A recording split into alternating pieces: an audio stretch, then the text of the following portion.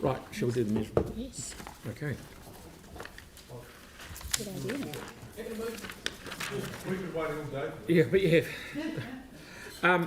There's only, you've read it all, and I'm not going to keep you here all day. There is one little bit that is a typo in there, down on 4.7, which says that the One New Zealand Stadium at Takaha is 603 million, is actually 683, just in case you didn't know.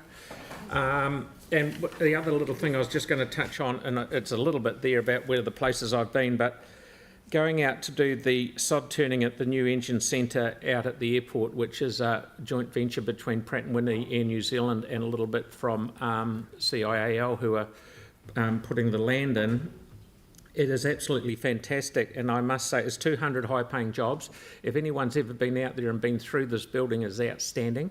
We've got to take our hat off to previous councils, and Gary Moore in particular, who gave money to the original building that got off the ground.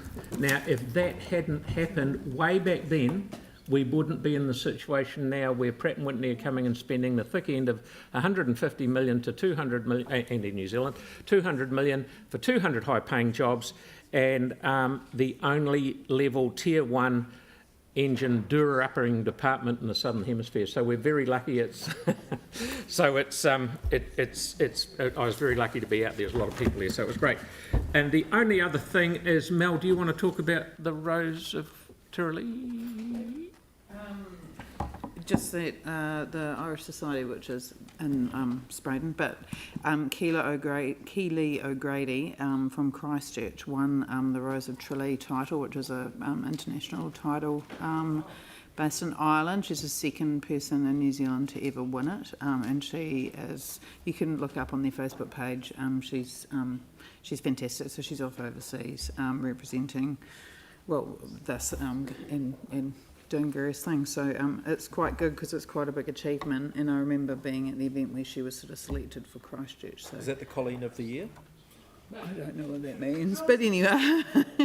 Anyway, so yeah, I just wanted to make sure it was put ahead. I just had a question about your upcoming diary, and that was, will you be wearing a really colourful Christmas sweater at the Christmas parade on Sunday? As luck would have it, I have one in stock. We all look forward to seeing it. The same one as last year that hasn't been worn since, I must say. But I was reading in the paper this morning that this year, and I take my hat off to Jason who runs it and all the other team out there, but this year everyone that's on a float has to wear a seatbelt. They've had to fit seatbelts to every float.